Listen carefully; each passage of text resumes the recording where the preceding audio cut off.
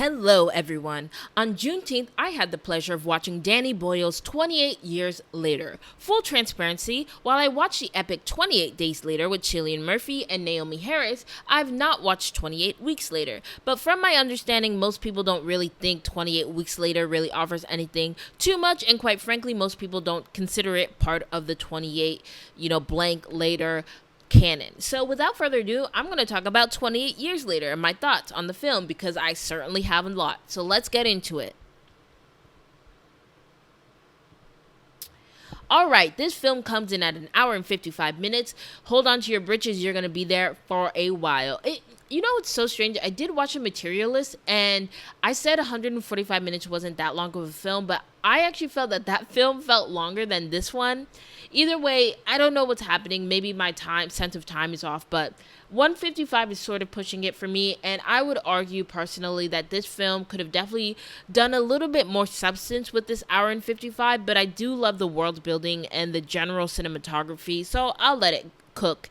Then we have Danny Boyle. Of course, we know him from Slumdog Millionaire, Trainspotting. He's just a legend. He's done a lot of great films, and the film that really started to build his sort of reputation was 28 Days Later, which was released in 2022, and that also kind of helped spark interest in Alex Garland, who was a novel writer before becoming a screenwriter, and then of course directing his own film, starting with Ex Machina, and this year we got Warfare, and last year we got Civil War from Alex Garland. So I was really excited to see both of them come back together because I thought that they made a great pair, of course, with 28 Days Later. We have a really fascinating and great cast. Alfie Williams, he's the kid's actor here.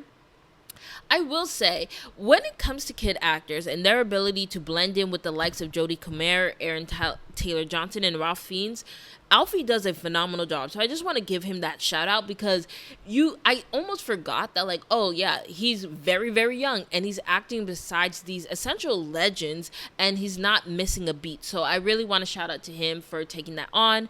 Jodie Comer, I love her, and she does not again disappoint with this film as well.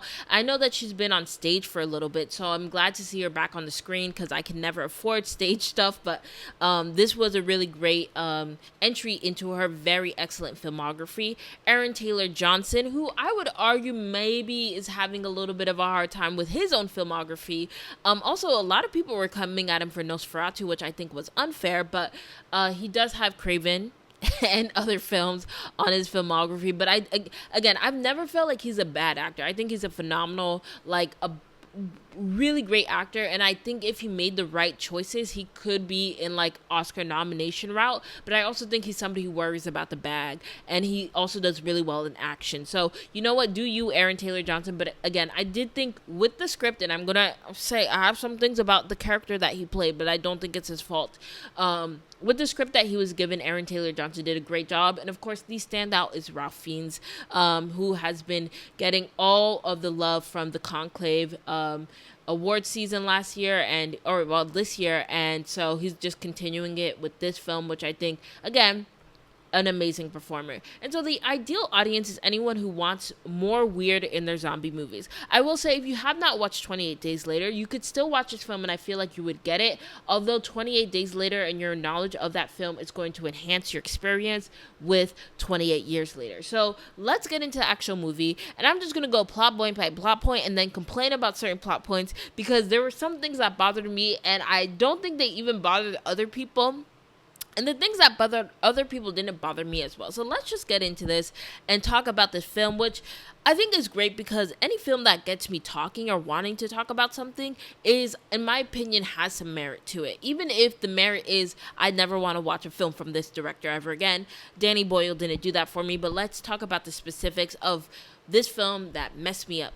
So the movie opens with children sitting and watching Teletubbies. There's commotion outside the room, and the kids are only addressed once by a mother who warns the kids not to leave the room as she frantically tries to get control of a situation in the house. The kids know something is up and are distraught and crying. Eventually, one kid, a boy named Jimmy, goes to the door. The door is bust open by infected who come in to affect the kids. However, Jimmy is able to escape, making a circuitous route through a stairwell and out the house. And he makes it to a church where he addresses a priest as his father. I think it's a vicar. At first I thought it was Catholicism, which, as you know, priests are or they are abstinent, but I don't think it's Catholicism. Either way, that is his biological father, and his father seems to have embraced his fate and gives Jimmy a crucifix necklace and tells him to keep the faith. Jimmy hides in a below surface crate as infected swarm the church and infect the father. And hiding below the surface is going to become something we're going to see at least 2 more times in this film. And literally this scene is repeated again with the protagonist that we meet once the film jumps 28 years later into current times, where we see a community of survivors living on an island off the coast of Great Britain. The actual island is called Lindisfarne, or Holy Island, which is just south of the Scottish border, which is why most of the residents of this island seem to have a Scottish accent. The actual island is only accessible by a causeway that can be used during low tide. And actually, I looked this up. It is a legitimate island that is also only accessible by a causeway, but the causeway is for cars, clearly in our modern era. So it actually exists, and I thought it was really cool how he used Danny Boyle and Alex Garland used actual UK geography to create this story.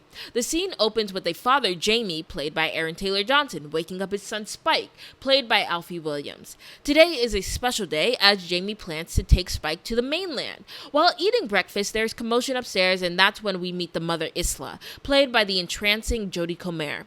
Isla is sick with an ailment that affects her both physically and mentally. She's completely opposed to Spike going to the mainland, but due to her memory lapses, Spike is able to lie about going to school that day. On the way to the causeway, the community wish Spike and Jamie luck, excited to celebrate with Spike once he returns. So this is where I got pulled out of the movie. All right. You're gonna have to bear with me here because I definitely feel like I might be the only one, but I have valid points to make. The pair arrive at the gate of the island, where the elders make clear that it's strange that a 12-year-old is going to the mainland, as it's more typical for 15 to 16-year-olds to make that initial trek. So the whole reason for this trip to the mainland is that Jamie wants his 12-year-old son to experience death, and we literally get those lines while they're on the mainland. And from that moment forward, I was pissed. Yes, I know there is a trope of men wanting to accelerate the maturity of their sons, but that aspect wasn't explored enough for me to feel invested in that part of the film. Like, it'd be cool if we learned something about the father, like he went through something around the ages of 12 and 13 that you felt he would have been better prepared for had he had earlier exposure to the infected. But we get absolutely nothing except, it's a father's way to bond with their son by unnecessarily putting them in death's way. Like, I feel like it's this idealistic perspective of, like, in the olden times when we return to nature, what fathers do with their sons is they take them out and basically put them in death's way. Okay. And I just kept thinking, what does the story lose by Spike being 15 years old, right? Like, even in this context, like, allowing Spike to be a part of a tradition, a deep-seated tradition in this community so that it makes sense. And yeah, it is strange to see a 12-year-old go out to the mainland for no reason. They live in this isolated town, so I imagine that Spike would have the naivete to pull off what he does in the later half of the film, even if he's 15 years old. Why doesn't the film make it clearer also why boys are taken to the mainland? The whole setup is that this island feels so isolated and so free of imminent threat that, they literally have sleeping watchtower guards. It doesn't make sense. And also we could see that the island is very self-sufficient. They got pigs on there. They got chickens. They're eating eggs every day. There are Americans, because of the cost of eggs right now, who cannot eat eggs and cannot fathom eating eggs every single day. Maybe the hunting trips are used to ensure that the infected population right close to that shoreline is small to minimize the risk of attack, but we get no true indication that this is anything that anybody on the island cares about. So for the next 20 to 30 minutes of this film, I was pissed. I genuinely was pissed. I made that sound so many times throughout the film because I just couldn't invest in the danger encountered by this duo, because the danger was completely manufactured by a weirdo father, which of course the father gets his retribution later, but they literally choose to have a moment of it, and then they choose this like walking on the causeway and intersperse it with these scenes and imagery of war. And again, I'm like, the homeboy could have been doing his algebra homework at home this whole entire time. There was no reason for a 12-year-old boy to go to the mainland, except the father is a massive weirdo, and it just made me really, really upset. I don't know why. It's just like every time it felt like Spike was about to die, I was like, and this is your fault. This is your fault, Jamie, because why did this boy need to be out here? Anyway, on Papa's I'll Make a Man Out of You trip, they encounter a fat, sluggish infected that slither on the ground like worms, eating whatever they're able to find, and they literally eat worms as well. They make for an easy kill for the boy, but it's established that even the fat ones can be dangerous since their screams attract other infected, and they also travel in packs. The father-son duo then go to an abandoned house to search for goods they can bring back home, but are interrupted when they hear a man scream. They find a man who was intentionally left to hang in the house to get infected and breathe in his own blood. The father uses the man as a warning for the surviving communities on the mainland and to get the boy to kill the body that looks more human. So Jamie just wants his son to like kill and experience killing, and thinks that this is a really important death for his son to do because this infected kind of looks more human. The boy struggles because, you know, this infected is writhing on while hanging upside down, and eventually the infected comes down from the rope, and fortunately in the last minute the infected is killed. I do not remember whether it's father or son. Regardless, the guy is killed, or the infected is killed. The duo then continue to travel when they see an alpha. Alphas are versions of infected that look roided up and have better physical and cognitive attributes than regular infected. The alpha sees them and sicks his crew onto the boy and the father. The pair barely escape to an attic of an old house they find, where they have to wait for the alpha to leave. The sun is setting, and while they're waiting, Spike spots a fire in a distance. Jamie dismisses the fire as nothing, just as other survivors. The attic then collapses, forcing the duo to leave. They make it to the shore, and Jamie observes that they will be able to cross the causeway as it is only shin deep. Again, we learned earlier that if it is higher than that level, they would just be out unseen, drown, and die, essentially. But unfortunately, the alpha spotted them and chases them down the causeway. Now again, this is where I was distracted. The watchtower people, during this whole thing, they're asleep. They're, first and foremost, they're supposed to just be anticipating Jamie and Spike coming back regardless. But it's like, is there no imminent threat to this island? I could not, even if I hated my job. Which is like, it's kind of hard to imagine people on a survivor colony being like, I hate my job, the way people with 9 to 5 today say. But like, wake up, don't sleep. Wake up, be awake, bro. You let one infected in your community, everybody dead, everybody gone, death to everyone, and it's all your fault because you decide to sleep. Anyway, they have this really elaborate defense system, which I'm glad for, and they woke up in time, but they barely are able to make it out.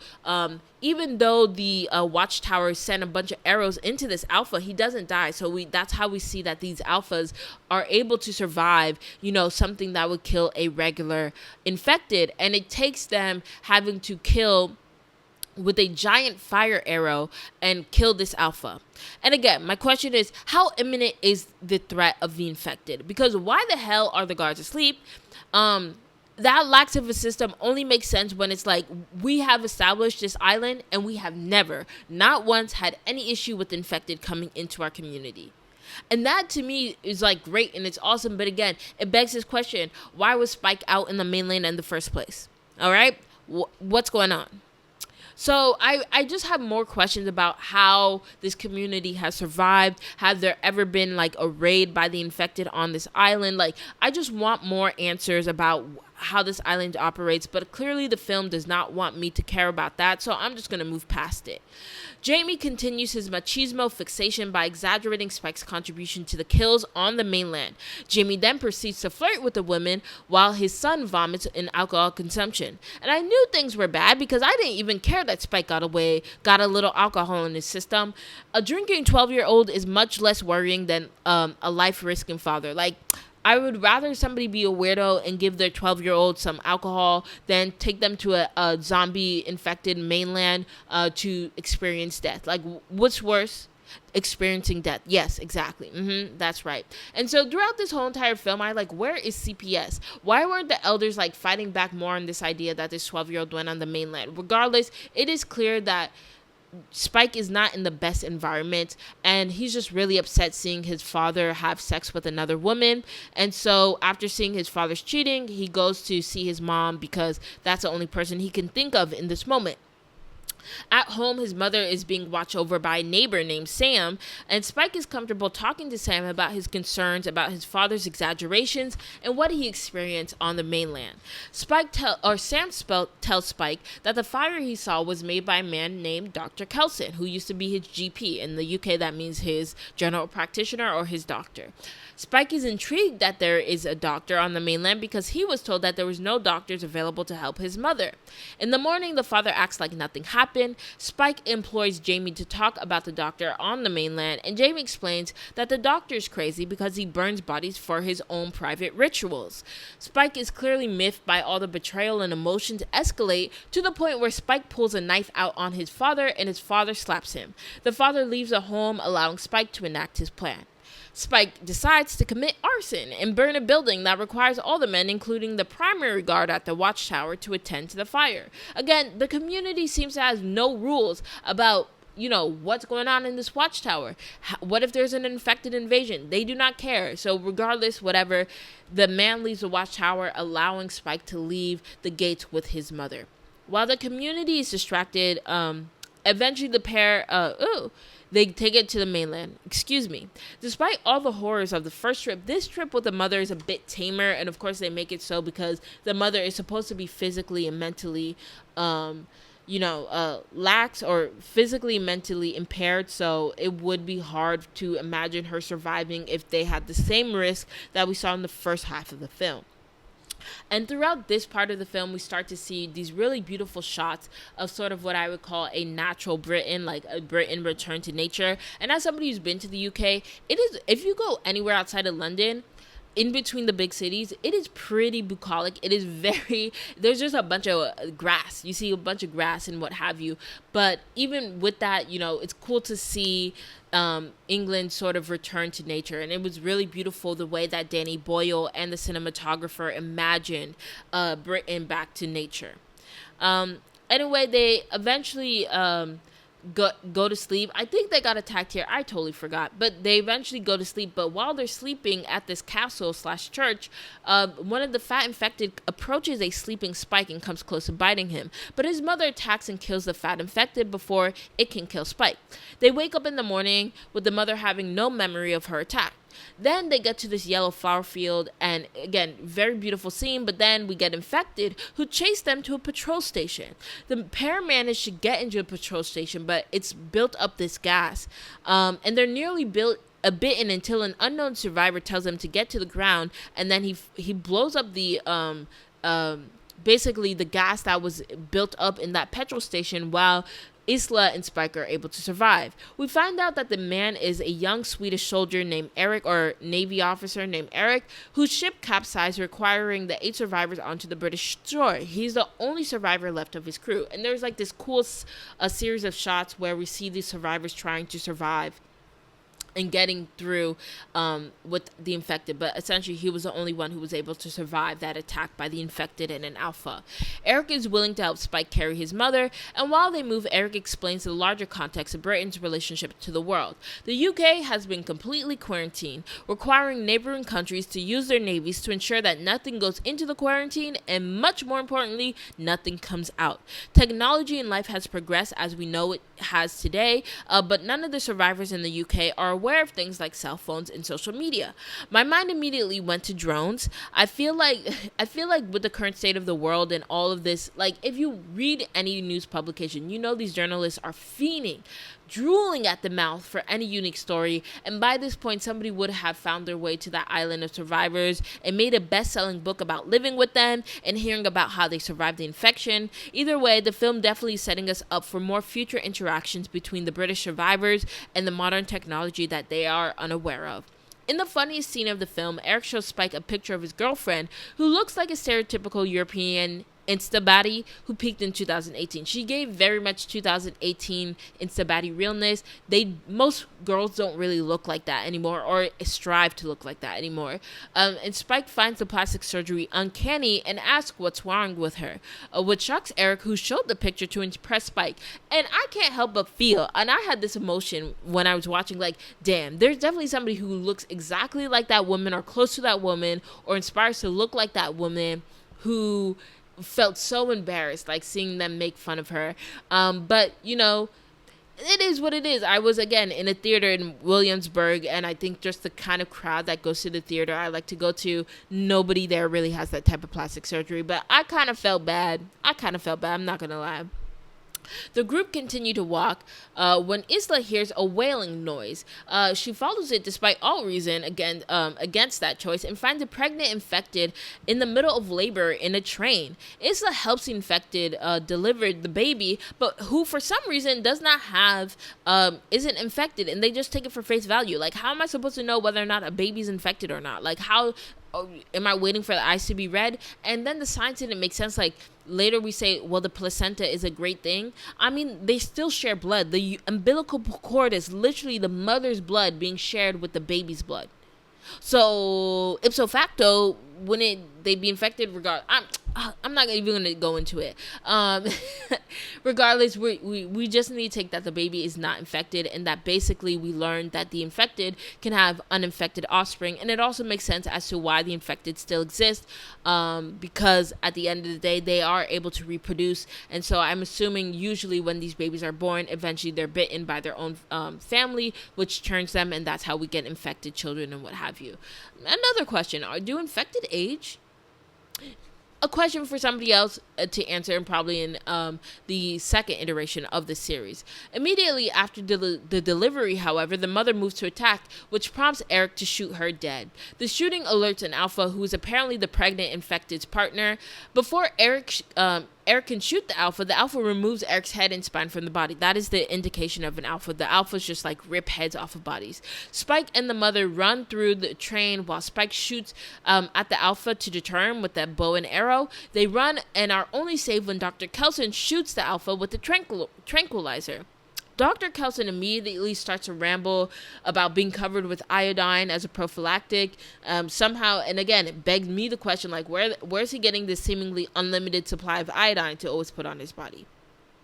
Either way, he says he knows the alpha and has named him Samson, which again begs the other question, which is why hasn't he killed Samson? He can tranquilize him and cut that Samson's head off. But again, maybe he has this weird relationship with death. Who knows?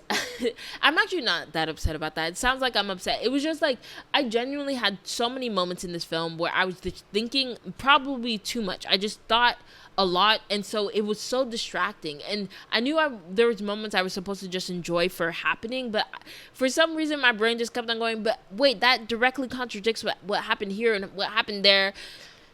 Either way, Dr. Kelson, while definitely quirky, appears to be a good spirit, so he's not as evil as a person as Jamie made him out to be.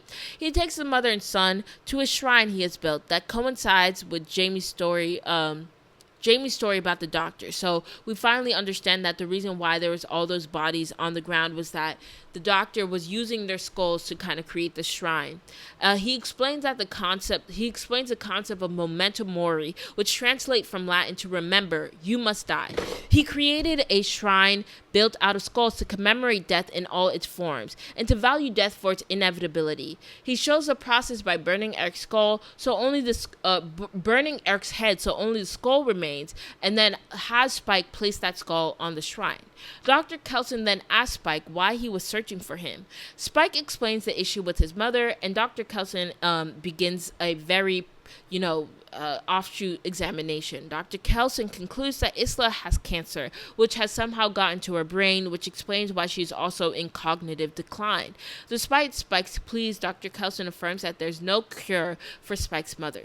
Spike is inconsolable, so Isla lets Dr. Kelson give Spike a tranquilizer so that he can ethically euthanize Isla. Isla is also given a tranquilizer before Dr. Kelson kills her. So Ilsa is killed by Dr. Kelson. Again, it seemed like it was very mutual. Isla was like, yeah, I heard about cancer when I was a kid. Just kill me now. Or I don't know. It just seemed like a compassionate killing. I do not know my thoughts on euthanization, and I know that there are some European countries like Switzerland who will allow it. I'm not going to get into it. Regardless, this seems pretty ethical.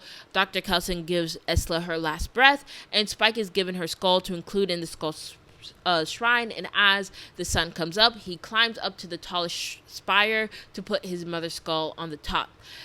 There's literally a really weird jump. I remember being like, whoa, how do we get here? Anyway, we see Dr. Kelson and Spike hiding under a grate. Again, I told you this come up. This was the first scene that we saw, or within the first scene that we saw in the film. And it's because Samson has come to attack them, because of course they got his baby. While Samson is unable to get through the metal grate, he is somehow able to punch through the ground. This was actually really cool imagery. Punch through the ground and grab Dr. Kelson. And as Dr. Kelson is being thrashed around, fortunately Spike is quick thinking and is able to save Dr. Kelson by tranquilizing Samson. So Dr. Kelson says, hey, y'all need to go. You and the baby need to go because this isn't sustainable. Spike makes his way back to the island with the baby. However, he has made the decision to stay for some reason on the mainland to find himself or whatever. But again, considering the logic of his father, it kind of makes sense that he would come to this conclusion. His father, upon reading this letter that he has left with the baby, is distraught and screams for Spike's return. But Spike is doing his big one on the mainland.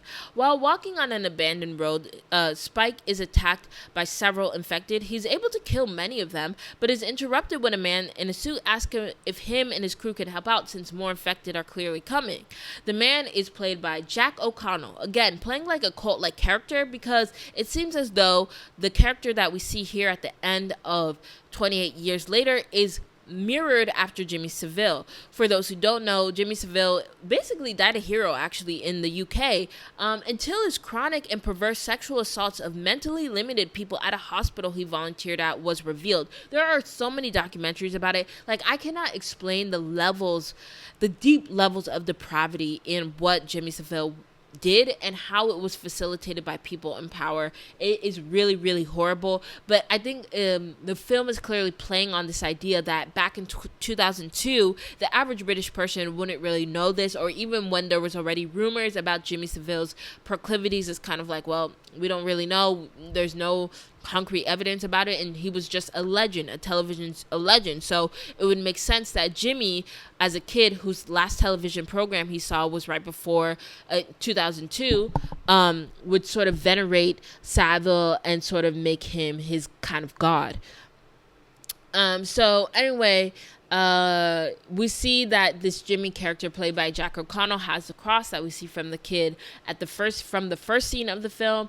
And yeah, we then get to see these wackos kind of dressed up as Teletubbies fight the infected in very weird ways. It felt like a Kill Bill scene in a bit. I really liked it, quite frankly. It did make me excited for the subsequent iteration of this series, but there was a moment where it's like, what does this have to do with everything else, right? Like, we just ended this whole entire, before we come to Jack O'Connell, we end with finding out that the mother has died. She's self-euthanized. Now there's a baby, so now we know that basically infected can produce non-infected babies, and like, it's this really emotional scene. And then we see Jack O'Connell. Regardless, it's very clear that Jimmy fully intends to integrate Spike into his crowd.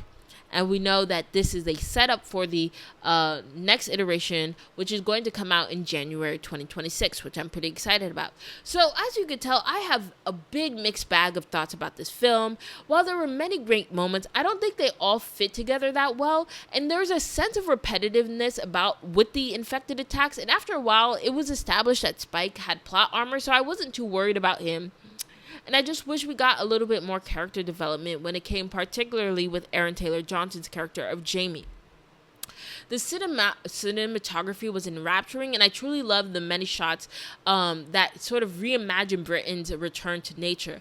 I also like the erratic nature of the flashbacks which worked really well in 28 Days Later. However, I don't think it worked as well in 28 Years Later. It would kind of be cooler if the flashbacks were more to like, and this is what everybody else is doing in the world while Great Britain is going through this. But some of the flashbacks felt out of place again. You know, the war imagery was used while Spike and Jamie are going to the mainland, but I'm like, he's a 12-year-old who's being put on the mainland because his father has this perception of masculinity or what have you. Either way, I kind of feel like this film was good because I'm excited to watch the next film. So that, I think, is a pretty good indication that they got me invested. They caught me. And I do hope Ralph Fiennes does show up in the next film, even though it doesn't seem like he might fit completely with where the plot is going.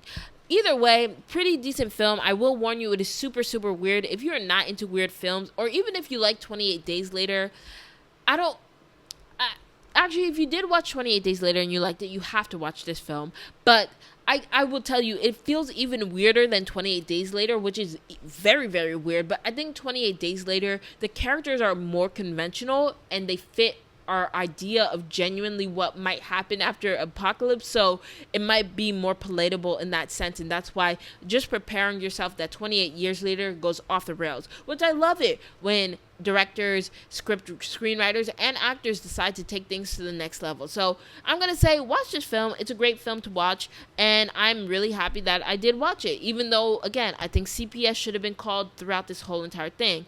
Thank you for watching, and until next time, this was Strategic Delusion.